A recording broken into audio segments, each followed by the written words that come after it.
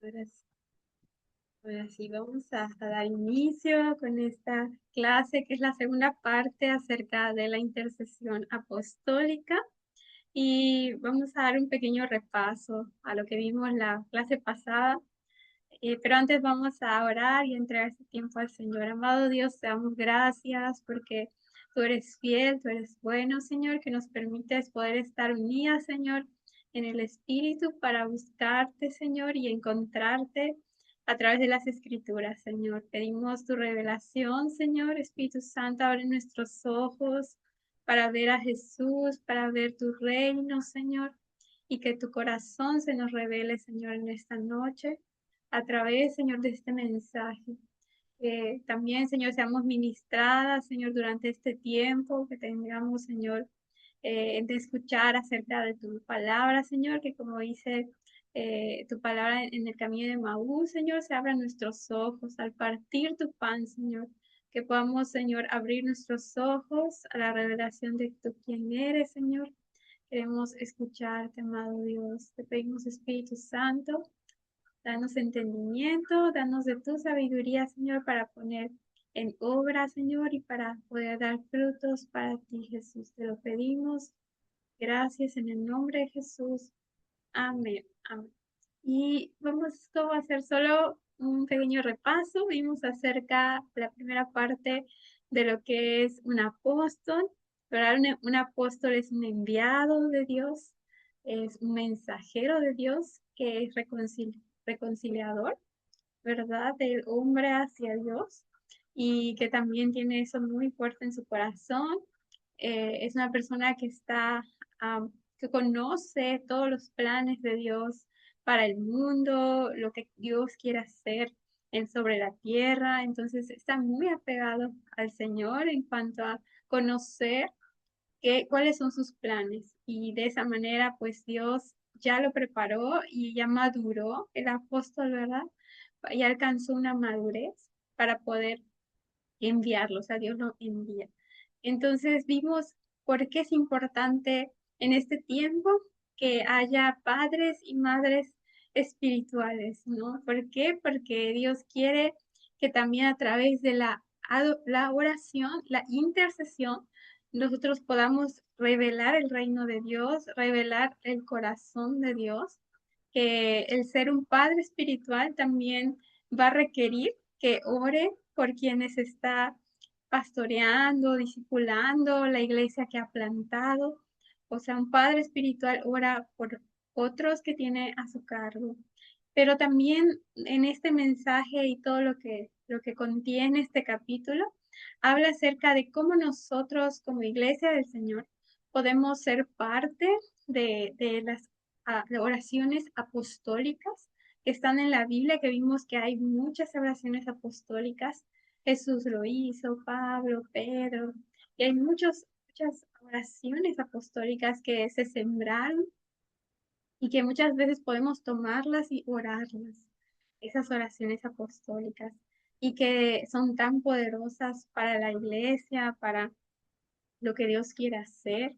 Entonces, vimos la importancia de un padre espiritual y que esto es muy importante en la iglesia, ¿no? Que podamos ver el corazón de Dios en el liderazgo, de que el padre espiritual está orando constantemente por los que tiene a su cargo y esto es parte del corazón apostólico. Entonces, vimos esto, vimos acerca de que también un intercesor apostólico abre los cielos, dice que hace esta unión, ¿no? Acerca del corazón de las personas hacia Dios y que pues es hijo de Dios y por eso también abre los cielos. Su oración es tremenda, la forma que se relaciona con el Padre. Entonces vimos esto y en ese contexto de padres espirituales y la necesidad de intercesores de esa manera, con corazón de padre, entra esta parte, ¿no? Que es ver a Pablo como un padre apostólico.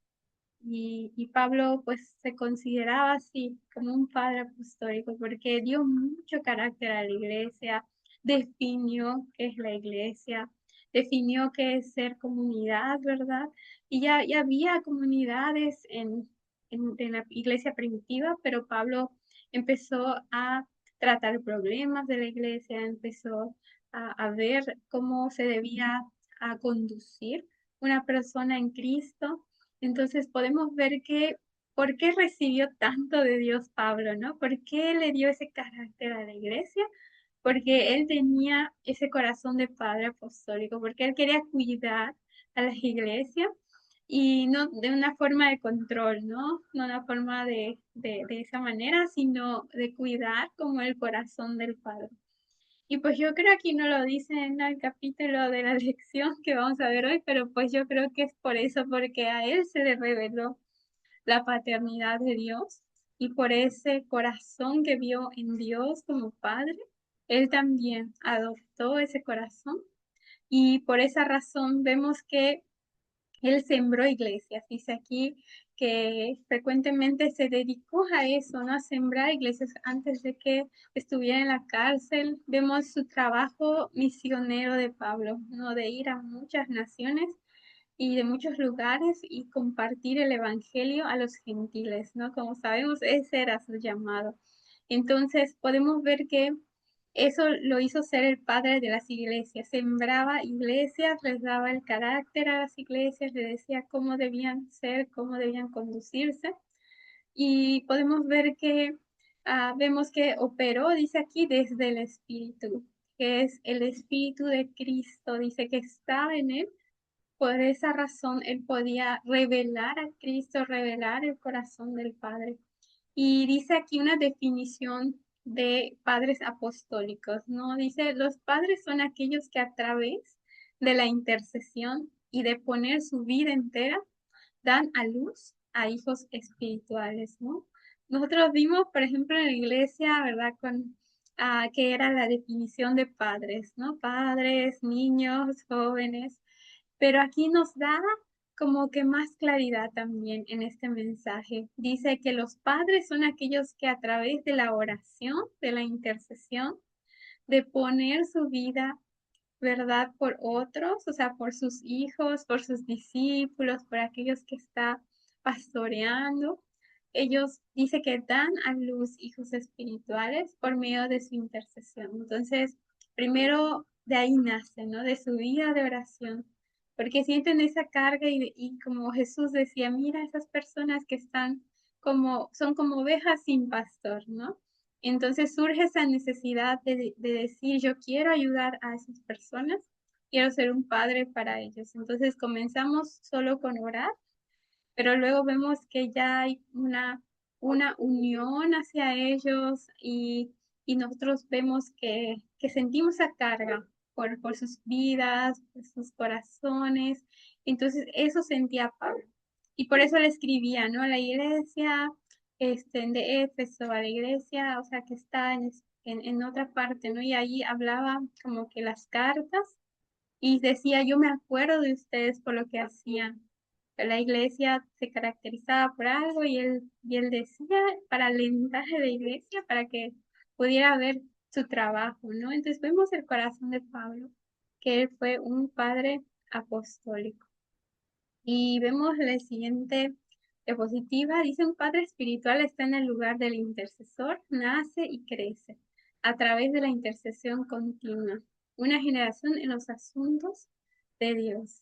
Entonces podemos ver aquí que es una persona que se para como un intercesor y de una forma continua está perseverando en ese lugar y allí surge, dice, una generación que se conecta con Dios, que está en los asuntos de Dios. Y dice Gálatas 4:19, Pablo lo escribió, hijitos míos, que vuelvo otra vez a estar de parto por ustedes, hasta que Cristo sea formado en ustedes. Entonces podemos ver que Pablo sentía el dolor, ¿no? Porque decía, ustedes deberían haber ya crecido y me duele esto, pero yo estoy orando para que Cristo sea formado en ustedes. Entonces Pablo llama a la iglesia de los Gálatas como sus, ¿qué? Como sus hijitos. Así se refiere la primera parte, hijitos míos. Y vemos que también dice que esta parte de labor de parto, vemos cómo dice que él entró en esa labor de parto, ¿no? Dice para dar a luz. O sea, su labor fue formarlos, no solo predicarles el evangelio, sino formarlos. Y esto, para eso se iba a requerir pues mucho trabajo, ¿no? Pero él se involucró y dice que luego pues dio a luz esa generación, como dice aquí, ¿no? Una generación que está involucrada en los asuntos de Dios. Entonces Pablo dice no veía distanciarse en la naturaleza como un obstáculo para ser un padre, para su habilidad de ser padre y hacerlos madurar en los asuntos más profundos de Dios. Él los colocó en un lugar de profundidad. Su meta era de liderazgo, o sea, hacerlos madurar. Y hacia allí los condujo, hacia ese lugar de madurez. Y por eso decía, no les doy carne y aún no están en leche, pero él como que quería impulsarlos en todo momento a que pudieran madurar y conocer más profundamente a Dios. Entonces Pablo dice que ya sea que él estuviera de rodillas, dice, en una celda o que estuviera viajando, en sus viajes misioneros que hacía, él podía cambiar el futuro de los Gálatas a través de la intercesión. Entonces podemos ver que él estaba constantemente en oración por sus hijitos de Gálatas y por esa razón, aunque estuviera lejos de ellos, pero sabía que su oración iba a tener un efecto en la iglesia a distancia. Entonces vemos ese corazón también de Pablo. Dice, hoy en día hay pocos padres, hay muchos instructores, pero pocos padres. Entonces podemos ver que esta parte habla acerca de que hay muchas personas criando, dice, como haciendo que esos hijos puedan crecer, pero hay pocas personas invirtió su vida para que ellos puedan tener un crecimiento espiritual como debería ser. Y dice que la diferencia aquí es, vemos 1 Corintios 4, 14 al 15, sino para amonestarles como mis hijos amados, porque aunque tengan ustedes 10,000 ayes, o sea, dice aquí, aunque estén ustedes como en mucha aflicción en Cristo, no tendréis muchos padres que en Cristo Jesús yo les engendré por el Evangelio. Y ya está hablando acerca de que él dice que les engendró, o sea, era su papá espiritual, ¿no? Y por medio del evangelio que les transformó a la iglesia en Corinto. Y vemos que hoy en día dice que hay muchos ministerios que van, dice, por todos lados, pero casi nadie criando a la siguiente generación, ahí invirtiendo en crear esas familias, ¿no? Espirituales, en papás, en hijos espirituales, y como tener esto en nuestro corazón, en nuestra mente, de que así funciona, ¿no? La iglesia.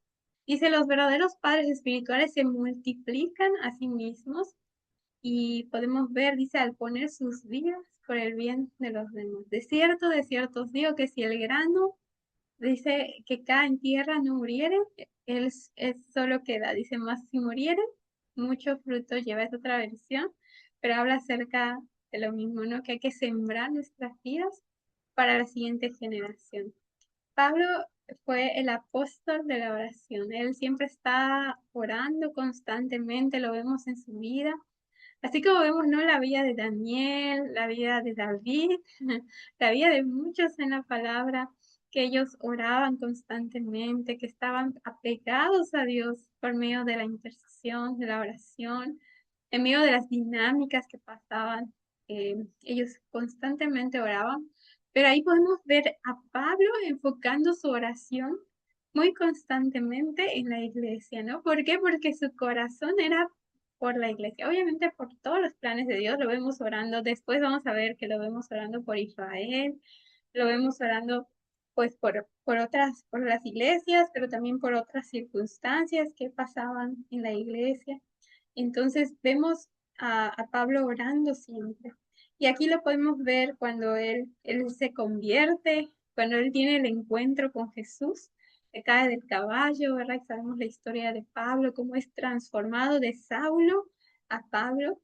Y vemos que Ananías va, ¿no? Donde está Pablo y dice que le dijo Dios, levántate y ve a la calle que se llama La Derecha y busca en casa de Judas a uno llamado Saulo de Tarso, porque he aquí que dice, él ora, dice, ¿no? Entonces vemos que él estaba orando y se acababa de convertir Pablo, ¿no? Se acababa de caer del caballo, de tener el encuentro con Jesús y ya su espíritu estaba activo y esto lo hizo orar, buscar a Dios. Y por eso el Señor le revela a Ananías que Pablo estaba orando. Y por eso él va y lo busca y sabemos la historia, cómo se desarrolla.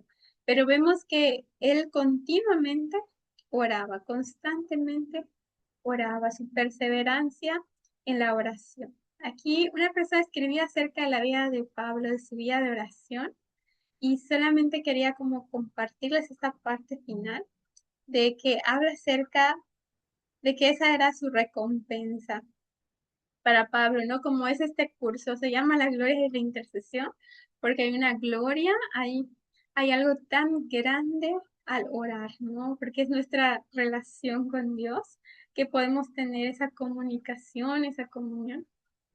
Y Pablo dice aquí que se entregó a la oración. Y no era solo porque lo tenía que hacer, no, lo debía hacer porque de eso se consistía su ministerio, sino que por lo contrario, no lo veía como una tarea para hacer, sino que él lo veía que de allí partía todo lo que hacía en su vida, ¿no? Que de ahí se sostenía, que era la fuerza, que era todo lo que provenía de él en cuanto a así ese impulso, ¿no? Que lo conducía constantemente a hacer la obra del Señor. Entonces, su vida de oración de Pablo, por eso era muy importante, se relacionaba con el Espíritu Santo, se relacionaba con Jesús, con el Padre. Entonces vemos esa dependencia, ¿no? En su vida de Pablo. Y aquí lo puede decir, dice que, dice, era riquezas apostólicas, sino por la oración incesante, luchadora, agonizante y del Espíritu Santo. La oración era un privilegio real. Esta oración era una fuerza poderosa. Esta oración juzga la devoción, hace que la fe sea más poderosa.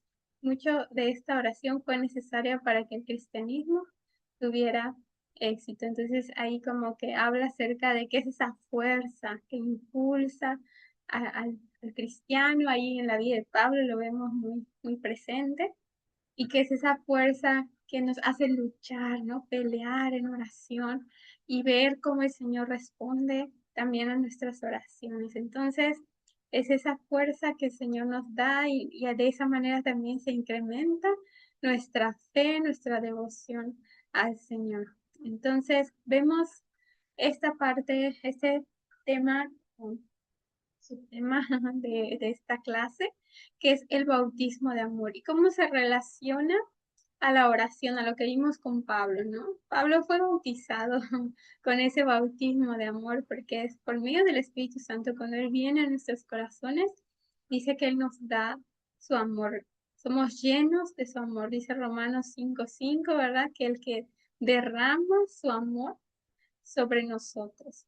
Entonces, por medio del Espíritu Santo recibimos ese amor, esa compasión.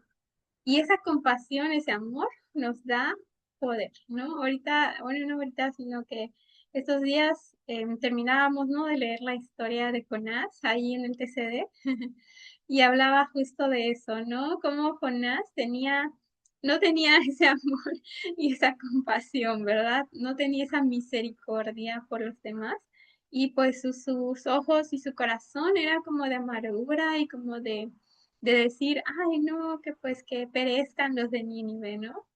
Y no importa lo que pasa con ellos. Pero vemos que Dios lo impulsó al amor, a la compasión, a la misericordia, y Él le mostró el corazón, o sea, su corazón Dios a Jonás. Y así Pablo se veía muy marcado, porque creemos que escribió Corintios 13, ¿no? 1 Corintios 13 que habla acerca del amor. porque a Pablo se le reveló ese amor y lo definió de esa manera, ¿no? ¿Qué es el amor? Y ahí empieza, ¿no? El amor es sufrido, es benigno, y así no es ansioso. Entonces, ahí Pablo lo define y vemos que a él se le reveló ese bautismo de amor por medio del Espíritu Santo y por eso él oraba, o sea, por eso era fácil orar para él. Por eso a él no le costaba orar por las iglesias, hasta atender a las iglesias, porque tenía ese derramamiento del Espíritu Santo de amor. Dice, el amor y la compasión divinos son los que lo distinguieron a Pablo y a otros grandes a través de la historia. La intercesión es lo que era Pablo, no solo algo que hacía, aunque era un maestro de intercesión y era algo que lo distinguía a él, ¿no? Entonces vemos que no solamente lo hacía para hacer como les decía, sino que él vivía de esa manera en la intercesión y su vida fue la intercesión, así como la fue de Jesús. El amor es lo que condujo a Pablo, lo que es lo que condujo a Pablo, así como a Jesús. Entonces podemos ver que también Jesús se caracterizó principalmente él, ¿verdad? Por una vida de oración, de amor hacia el Padre, de dependencia hacia el Padre. Y entonces es muy importante ver cómo ese amor estaba derramado en su vida. Y dice Pablo amaba tan profundamente con fervor, tan incesantemente que lo puso de rodillas y lo llevó a saquear ciudades por el Evangelio.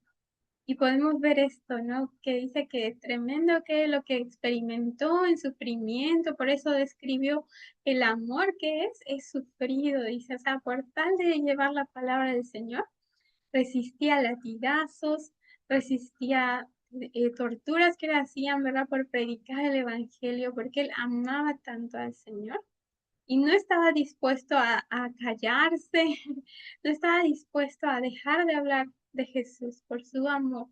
Y dice la palabra en Juan 15:13, Jesús lo dijo, nadie tiene mayor amor que este, que ponga a uno su vida, su alma, dice allí, por sus amigos. Entonces vemos cómo Pablo dio su vida a la iglesia y en 2 Corintios 12 Pablo habló sobre ser derrotado por los judíos 5 veces, o sea, habló de sus aflicciones. Recuerda esa parte, ¿verdad? Que Pablo hablaba de todo lo que padeció a causa de Cristo y vemos cuántas veces sufrió por los judíos y por muchas personas. Dice que ahí en ese entonces recibió 40 azotes menos uno. Y vemos que también sufrió esos azotes, soportó esos azotes con el fin de poder permanecer en la comunidad y predicar a Cristo, porque pues pudo haber dicho, pues si Dios me llamó a los gentiles, por qué necesito estar aquí en Jerusalén, ¿no? ¿Por qué tengo que estar acá si yo estoy para ir hacia Europa, hacia otros lados, no en Jerusalén? Pero él dice que lo soportó al fin de predicar a Jesús. Lo que Pablo soportó por el bien de los demás muestra su amor. Su amor era un amor de otra era, dice. Pues era el amor de Jesús, ¿verdad? Él dio como lo hizo Jesús, como lo hizo Cristo. Cristo y solamente Cristo es nuestra única esperanza y lo podemos ver, ¿no? En sus muchas aflicciones, aquí es un naufragio, pero recuerdan esa parte, ¿no? Pablo naufragó. Vemos que también él lo picó la serpiente y pasó muchas cosas, ¿verdad? Pero todo dice que lo soportó, por eso escribió una vez más, el amor todo lo sufre, ¿verdad? Todo lo espera, todo lo soporta. Entonces vemos esa parte de Pablo. El bautismo del Espíritu Santo, dice el escritor aquí que es Corey Russell, para mí es como la declaración de Gálatas 2:20. Y podemos leer que dice Gálatas 2:20, solo corro aquí mi pantallita, dice, lo vivo por la fe del Hijo de Dios, el cual me amó y se entregó a sí mismo por mí.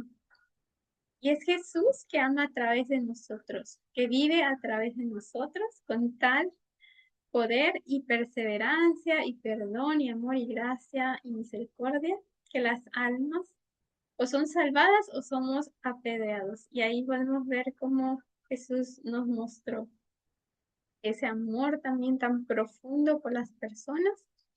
Y dice, ya ahora lo que vivo, lo vivo por el Hijo de Dios, por Jesús. Y Él me amó, Él se entregó. Entonces yo así debo imitar a Jesús, amar y entregarme por otros, por el reino, ¿verdad? Eso está hablando esta parte. Es Jesús quien se muestra a través de nosotros en estas características que dice aquí: perseverancia, perdón, amor, gracia, misericordia. Y dice, alimentamos a los pobres, oramos por los enfermos y evangelizamos a los perdidos. Esto es para lo que fuimos llamados a hacer y es lo que Cristo hizo. Sin embargo, necesitamos tener una visión de Cristo para que se apodere de nosotros. Ahí está hablando acerca de que no hacerlo solo por hacer, sino que nos está diciendo, fíjate que cuando vayas a evangelizar y cuando vayas a orar por tus hermanos o cuando vayas a hacer alguna obra para Jesús, fíjate cómo lo haces a través de Cristo, ¿no? O sea, Cristo en ti. Cuando estás poniendo tus manos por alguien, para orar, cuando estás hablando de Jesús, o sea, es Cristo en ti que lo está mostrando, ¿no? Que tener esa conciencia, porque es ese amor que nos mueve y que nos hace hacer lo que Jesús hizo. Entonces, por eso habla de esto, ¿no? Como de mostrar a Cristo a través de nuestras vidas. Necesitamos que nuestras almas sean conquistadas hasta que nuestras almas y Cristo sean uno solo. O sea, es lo que se está refiriendo, ¿no? Estas son mis manos, pero están las manos de Jesús acá, ¿no? Allí poniendo poniéndolas en alguien, es Jesús actuando en mí. Y cada vez debe ser más esa unión a través de nuestra relación con Él, a través de nuestra comunión con Él. Y por eso dice hasta que tú y Jesús sean uno solo, sean fusionados a uno solo, de que es parte de la profundidad de ser uno con Jesús. Entonces, dice, la oración y la intercesión son el lugar en que la unión se lleva a cabo. Esa unión que les hablo, ¿no? De la comunión con el Señor, es esa unión que nos va a permitir trabajar para Él. Como les decía, no todo podemos trabajar para Él, desconectados de Él, sí lo podemos hacer, pero obviamente los resultados son totalmente distintos a que lo hagamos unidos a Él y que eso es lo que Dios quiere, que nos unamos a Él y trabajemos por Él. Entonces, aquí la parte de abajito dice, debemos trabajar para alcanzar el descanso. Este descanso se gana cuando ya no somos nosotros los que vivimos, sino Cristo es el que vive en nosotros. Cuando es Cristo quien ora día y noche a través de nosotros, quien habla día y noche a través de nosotros, quien ama a través de nosotros, quien vive generosamente. O sea, da un ejemplo, varios ejemplos aquí de cómo vivimos en el descanso, ¿no? Cuando entramos en el tiempo de reposo, de que es cuando Él lo hace a través de nosotros, que es de día y de noche, trabajar para Él, pero amar a través de Jesús. Entonces, de esa manera dice que descansamos, porque es Él en nosotros. La oración ferviente e incesante es una de las características más importantes de un apóstol o de una comunidad apostólica. Entonces, es una oración constante. Sabemos que algunas iglesias tienen sus reuniones de oración, ¿verdad? Sus reuniones de intercesión, pero aquí está hablando muy importante que para modelar la iglesia que Jesús quiere, es importante la oración constante, la oración ferviente, o sea, en pasión por el Señor. Y podemos ver que por eso habla acerca del descanso, porque el descanso viene cuando estamos conectados con Jesús y entonces podemos tener esa constancia, ¿no? No es como lo voy a empezar, sino es constante y vemos esa efectividad en nuestra vida. Entonces, vemos que él concluye como esta parte diciendo, no hay muchos padres, es la forma en la que hace un llamado este capítulo, ¿no? Del libro, del curso que estamos viendo, que hace un llamado a poder tener ese corazón de amor, ese corazón de compasión, ese corazón para orar por otros desde este lugar que es la oración, podemos actuar. Eso es lo que está diciendo. Si yo oro, Dios me va a llamar a trabajar para Él. Yo estoy en intimidad con Jesús, enseguida Jesús me va a enviar a hacer algo para Él y me va a dar la capacidad y me va a dar la fuerza para hacerlo para Él, así como la tenía Pablo, ¿no? Tenía la fuerza para responder al llamado, para hacer el llamado, para sostener su llamado, que era predicar el evangelio a los gentiles. Y entonces podemos ver cómo lo hacía desde eso. Entonces es un llamado, dices más que un don de predicación. Es como un vientre que da luz a almas y madura la vida de Cristo dentro de esas almas. Pablo vivía de rodillas y por esta razón se construyeron sus iglesias. Podemos ver que por esa razón él se multiplicó. Por esa razón él pudo ver una gran efectividad en el reino de Dios porque todo era nutrido de su vida de oración, todo era nutrido de ese tiempo de estar con el Señor. Y de esa manera dice que no solo dio a luz almas, o sea, la predicación del Evangelio hizo que mucha gente viniera hacia el Señor, pero también dice que los discípulos, a lo que Jesús nos mandó a hacer, ¿no? Dice, hizo que maduraran a la vida de Jesús, que pudieran ellos parecerse a Jesús. Entonces, vemos como su llamado, pues lo pudo hacer de una manera correcta, pero por esa vida de oración que él tenía. Y por esa razón, pues hubieron muchas iglesias que fueron alrededor de los lugares donde él iba, ¿no? Y pues él solo sembraba las iglesias. Podemos ver a Timoteo, ¿verdad? Este, estando en Éfeso, y vemos a Timoteo ahí que lo dejó Pablo, o sea, tú vas a ser pastor, le dijo a Timoteo, eres joven, era muy jovencito, pero él se dedicó a pastorear y a madurar a las personas, o sea, a enseñarles para que maduraran.